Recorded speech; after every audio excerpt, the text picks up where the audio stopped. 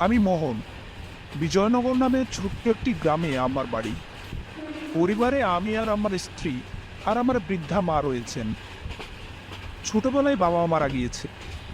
বাবা মারা যাওয়ার পর অনেক কষ্টে মা আমাকে লেখাপড়া শিখিয়েছেন। বাবার মৃত্যুটা নাকি একটা অ্যাক্সিডেন্টে হয়েছে, এই কথাটা আমাকে মা বলেছিলেন। কিন্তু আমার কথাটা কেমন যেন বিশ্বাস হচ্ছিল না। যাই হোক, আমি একটা কোম্পানিতে জব করি, বেশ ভালোই মাইনে পাই, সংসার চলে যায়। কিন্তু একদিন সেই কোম্পানিতে দুর্ঘটনাবশত আগুন লেগে যায়। আগুনে পড়ে কোম্পানির প্রজেক্ট সব শেষ হয়ে যায়। কোম্পানিটি বাধ্য হয়েই বন্ধ করে দিতে হবে। হতাশ হয়ে বাড়ির দিকে ফিরছি। বাড়িতে প্রবেশ করা মাত্র আমার স্ত্রী প্রায় ছুটে আমার কাছে এসে আমাকে এক গ্লাস জল দিল। ওরা এতক্ষণে সব জেনে গেছে। টিভিতে নিউজ হচ্ছে আমাদের কোম্পানি সম্পর্কে, তাই আমার আর কিছুই বলতে হলো না। অবশ্য কথা বলার শক্তিও পাচ্ছি না। ধপাস করে সোফায় বসে পড়লাম। আমার স্ত্রী মালিনী পাশে বসে আমাকে সান্ত্বনা দিয়ে বলল, দেখো, তুমি একদম ভেঙে পড়ো না। ঠিক একটা না একটা ব্যবস্থা হয়েই যাবে। দোহাই তোমার, একটু শান্ত হয়ে বসো। বাবা মোহন, কেন এত ভেঙে পড়ছিস বাবা? শান্ত হ। এত দুশ্চিন্তা করিস না বাবা। দেখবি নিশ্চয়ই একটা ব্যবস্থা হয়ে যাবে। আমি যে শান্ত থাকতে পারছি না মা। হঠাৎ এমন হবে কল্পনাও করিনি আমি কখনো। এখন কিভাবে সংসার চলবে? হঠাৎ করে কি কাজই বা করবো আমি? আমি যে আমি যে কিছুই বুঝতে পারছি না মা। এতটা ভেঙে পড়িস না বাবা। দেখবি নিশ্চয়ই একটা কাজ পেয়েই যাবি। যতদিন না কাজ পাচ্ছিস, আমরা না হয় একটু কষ্ট করেই সংসার চালালাম। কিছুদিন এভাবেই চলছিল, কিন্তু সংসারের খরচ তো বেড়েই চলেছে। কতদিন আর এইভাবে চলবে? একদিন সকালে প্রতিদিনের মতো খবরের কাগজ পড়ছিলাম। হঠাৎ আমার চোখে এসে পড়ল একটা পৃষ্ঠায়। সেখানে একটা চাকরির বিজ্ঞপ্তি প্রকাশ করেছে। দেখে আমি আশ্চর্য হয়ে গেলাম। আমার বাবা যেখানে পোস্টমাস্টার হিসেবে চাকরি করতেন, সেখানেই নাকি পোস্টমাস্টার খুঁজছেন। খবরটা পড়েই মা আর মালিনীকে ডাকতে শুরু করলাম। মালিনী, কোথায় তুমি? মা, কোথায় তোমরা? একবার এদিকে এসো। এবার মনে হয় আমার দুশ্চিন্তা দূর হবে। কি হয়েছে? এত চিৎকার করছিস কেন? কি হয়েছে কি? চিৎকার করে তো পুরো বাড়ি মাথায় তুললে। আরে এই দেখো, বাবা যেখানে চাকরি করতেন সেখানে চাকরির জন্য লোক খুঁজছেন। বাবাকে তো তারা অনেক ভালো করেই চিনতেন। সবাই বাবাকে অনেক সম্মানও করতেন। ভাবছি, যদি আমি এই চাকরিটা। না, না বাবা, তোকে সেই চাকরিটা করতে হবে না। আমরা বরং আরো কিছুদিন অপেক্ষা করি। এর চেয়েও ভালো চাকরি পাবি। কিন্তু এই চাকরিটা করিস না বাবা। কি বলছো মা? এভাবে বসে থাকলে যে না খেতে পেয়ে মরতে হবে। হ্যাঁ মা, সংসার যে আর চলে না। কতদিন এভাবে চলবে বলুন? মেয়েটাও তো বড় হচ্ছে। আপনি আর না করবেন না। কিন্তু বৌমা। তুমি আর না বলো না মা। মা আর কিছুই বলতে পারলেন না। তবে মাকে কেন জানি না অনেক ভীত দেখাচ্ছিল।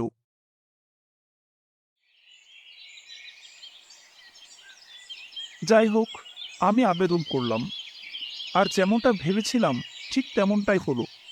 চাকরিটা পেয়ে গেলাম। যেখানে চাকরিটা পেয়েছি সে গ্রামটা আমাদের গ্রাম থেকে বেশ খানিকটা দূরে। তা হোক, চাকরিটা আমার খুব দরকার ছিল। দুদিন পরেই চাকরির প্রথম দিন। আমি বের হতেই যাব, তখন মা ডেকে বললেন, বাবা, আমি বলি কি, তুই আর একটু ভেবে দেখ। যাস না বাবা, আমার যে ভয় করে। চিন্তা করো না মা, আমি সাবধানেই যাব। আর কাজ শেষ হলেই চলে আসবো। তুমি সাবধানে থেকো, কেমন? ঠিক আছে বাবা। মায়ের মুখে দুশ্চিন্তার ছাপ স্পষ্ট দেখতে পাচ্ছিলাম। মা এত ভয় কেন পাচ্ছিল? হয়তো আমাকে নিয়ে দুশ্চিন্তা করছে। এমন চাকরি তো এর আগে কখনো করিনি। আর বাবারও তো কাজে যাওয়ার পথেই অ্যাক্সিডেন্ট হয়েছিল। হ্যাঁ, এমনটাই শুনেছিলাম। এজন্যই হয়তো এত দুশ্চিন্তা করছে।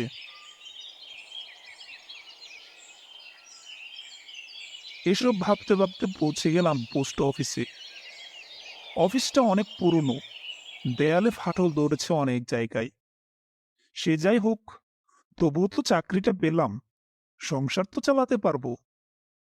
এসব ভাবতে ভাবতে কাজ বুঝে নিয়ে কাজে লেগে পড়লাম। এখানকার পোস্টমাস্টারের দেখাশোনার জন্য রহিম চাচা রয়েছেন। রহিম চাচা মানুষটা একটু গম্ভীর স্বভাবের, তবে মানুষটা অনেক ভালো। আর রহিম চাচার বানানো চা অসাধারণ।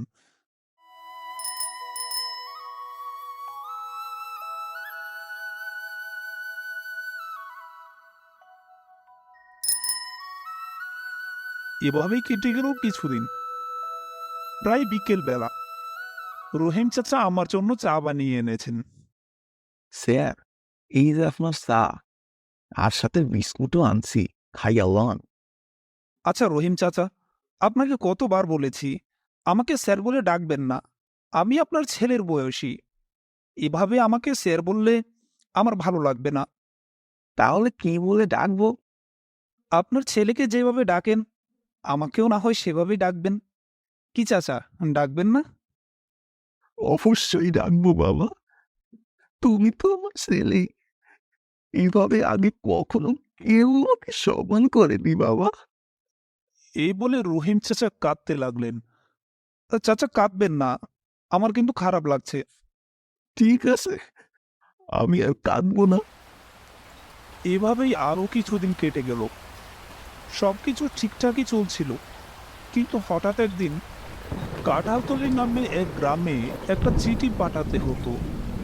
প্রায় অনেকগুলো চিঠি ছিল। কাজ করতে করতে প্রায় সন্ধ্যা হয়ে এলো। এই কাজগুলো আশেপাশেই ছিল, কিন্তু একটা চিঠি ছিল, সেটা পাঠাতে হতো কাঁঠালতলী গ্রামে, যা এখান থেকে অনেকটাই দূরে। সময়টা বর্ষাকাল। হঠাৎ করেই বৃষ্টি হতো, আবার হঠাৎ করেই থেমে যেত। কিন্তু এতে আমার কিছুই করার ছিল না। চিঠিটা যে পাঠাতেই হবে। অগত্যা আর না ভেবে বেরিয়ে পড়তেই যাব, এমন সময় রহিম চাচা বললেন, বাবা, আজ বাড়ি ফিরবে না? তুমি তো এতক্ষণে বাড়ি চলে যাও কাজ শেষ করে। তা আজকে? আসলে চাচা, আজ কাজের একটু বেশিই চাপ ছিল। এই লাস্ট চিঠিটা পাঠিয়েই বাড়ি ফিরবো। তা বাবা কোথায় যাবে, আর কখনই বা ফিরবে? তুমি ফেরা পর্যন্ত না হয় আমি এখানেই থাকবো। না চাচা, বেশি সময় লাগবে না। এই তো সামনেই কাঁঠালতলী গ্রামে যাব। আপনি বাড়ি চলে যান, আমার কোনো অসুবিধা হবে না। আবহাওয়াও তেমন সুবিধার দেখছি না, মনে হচ্ছে বৃষ্টি হবে। আপনি চলে যান চাচা, আমিও তাড়াতাড়ি চিঠিটা পৌঁছে দিয়ে বাড়ি চলে যাব।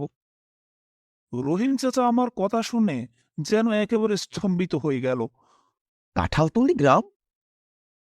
জি চাচা। বাবা, বলি কি, আগামীকালই না হয় যাও। আজ আকাশের অবস্থা ভালো না, যে কোনো সময় বৃষ্টি পড়বে। তুমি আজ দেও না বাবা।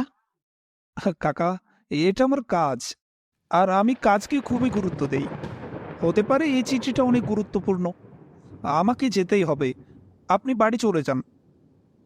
চাচা যদিও আমাকে অনেক বাধা দিচ্ছিল, তবুও আমি চাচাকে অনেক বুঝিয়ে বাড়িতে পাঠালাম। তবে চাচা যাওয়ার সময় একটা কথা আমাকে বলে গেল, আমি যদি পেছনে কারোর আওয়াজ শুনি তাহলে যেন পেছনে ফিরে না তাকাই বা কোনো জবাব না দেই। এই বলে আমাকে সাবধান করে নিজেও চলে গেল। আমিও চলতে শুরু করলাম।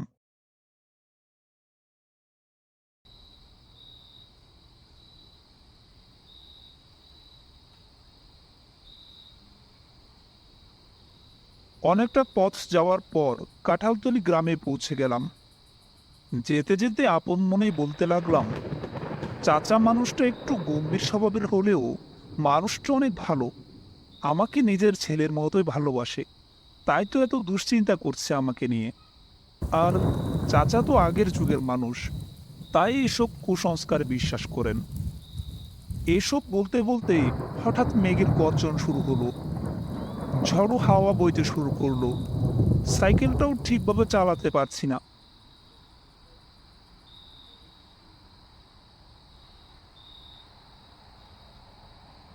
এমন সময় পেছন থেকে কে যেন বলল, মোহন, মোহন।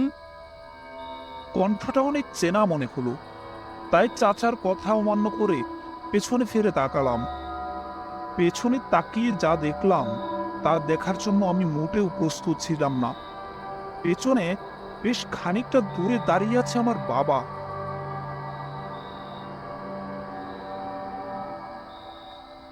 বাবা, বাবা তুমি তুমি তো মারা গিয়েছো।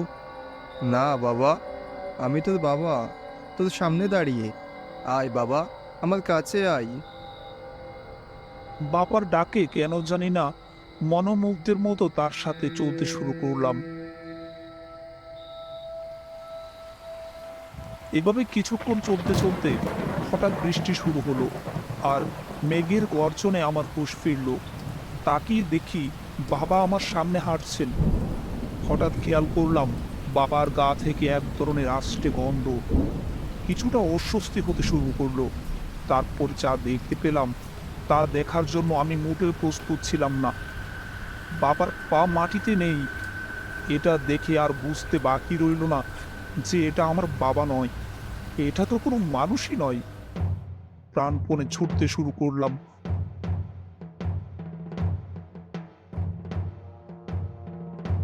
অনেক দূর যাওয়ার পর ভয়ে ভয়ে পেছনে ফিরে তাকিয়ে দেখলাম পিশাচটা আর পেছনে নেই। কিছুটা সাহস সঞ্চয় করে আবারও চলতে শুরু করলাম। একটু পর আবারও সেই পিশাচকে দেখতে পেলাম সামনের বটগাছটায় পা ঝুলিয়ে বসে আছে, আর আমার দিকে এক অদ্ভুত দৃষ্টিতে তাকিয়ে আছে। এখন মনে হচ্ছে আমার আর বেঁচে থাকা সম্ভব নয়। এই সময় দূর থেকে কেউ একজন বলে উঠল, মোহন বাবা, ভয় পেও না, আমি এসেছি বাবা, এখন তোমার আর কোনো ভয় নেই। কণ্ঠ শুনে বুঝতে বাকি রইল না এটা রহিম চাচা। ছুটতে ছুটতে তিনি আমার কাছে এলো। এর মধ্যেই পিশাচটাকে আর গাছের ডালে দেখতে পেলাম না। চাচা আমাকে বলল, আমি তোমাকে কতবার বারণ করেছি বাবা, তবুও তুমি আমার কোনো কথা শুনলে না। এই পিশাচের হাতেই মারা গেছে তোমার বাবা। আমি চাই না তোমার কোনো ক্ষতি হোক, তাই তো তোমার পিছু পিছু আমিও এসেছি। আর আমি জানি কিভাবে তোমাকে বাঁচাতে পারবো।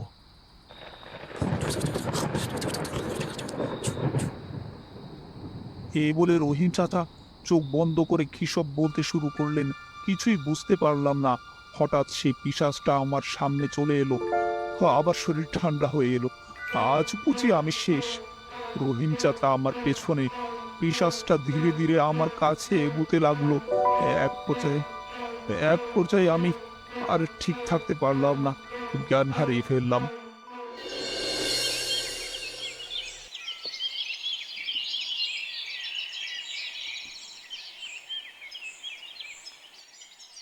যখন জ্ঞান ফিরল তখন দেখলাম কয়েকজন মানুষ আমার চারপাশে দাঁড়িয়ে আছে। আস্তে আস্তে উঠে বসলাম। মাথাটা অনেক ব্যথা করছিল। এই দেখো অজ্ঞান হয়ে আছে, পড়ে আছে। এই ছেলেটাও বুঝি ওই প্রেতাত্মার খপ্পরে পড়েছে। কেউ একটু পানি ঝেড়া। এই সেই পিশাচেরই কাজ। সবাই কি সব বলা বলি করছিল। আমি বললাম, আবার কি হয়েছিল? একজন বৃদ্ধ বললেন, তোমাকে এখানে অজ্ঞান অবস্থায় পেয়েছি। তা বাবা, কি হয়েছিল তোমার? এখানেই বা এলে কিভাবে? রাতের ঘটনা সবটা তাদের খুলে বললাম। আমার কথা শুনে বৃদ্ধ লোকটি একটু চুপ থেকে বলতে শুরু করলেন, এখানে এক পিশাচের বসবাস। সন্ধ্যা হলেও জেগে ওঠে আর কাউকে তার শিকার বানিয়ে নেয়। ও কাউকে ছেড়ে দেয় না। এই পিশাচের রহস্য আমাদেরও অজানা। অনেক কিছু করেছি, কিন্তু কোনোভাবেই তাকে মারতে পারেনি। কিন্তু আমার মনে একটা প্রশ্ন, এই পিশাচ আজ পর্যন্ত কাউকে ছেড়ে দেয়নি, তোমাকে কিভাবে ছেড়ে দিল? হঠাৎ আমার মনে পড়ে গেল রহিম চাচার কথা। ছুটে চলে গেলাম সেই বটগাছটার কাছে। গিয়ে এক বিভৎস দৃশ্য দেখতে পেলাম। রহিম চাচার লাশ ঝুলছে সেই বটগাছটাই। শরীর থেকে কেউ যেন মাংসগুলো খুলে খুলে খেয়েছে। নিজেকে আর ধরে রাখতে পারলাম না, চিৎকার করে কান্না শুরু করলাম।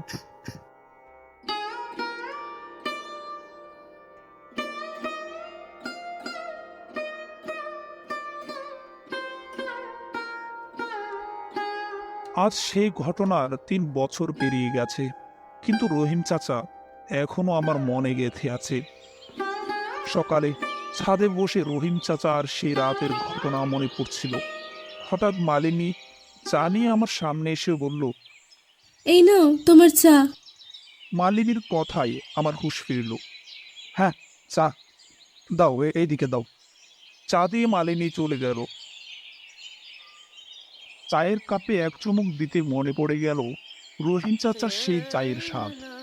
মনে পড়তে দুই চোখের কোণে জল চলে এলো।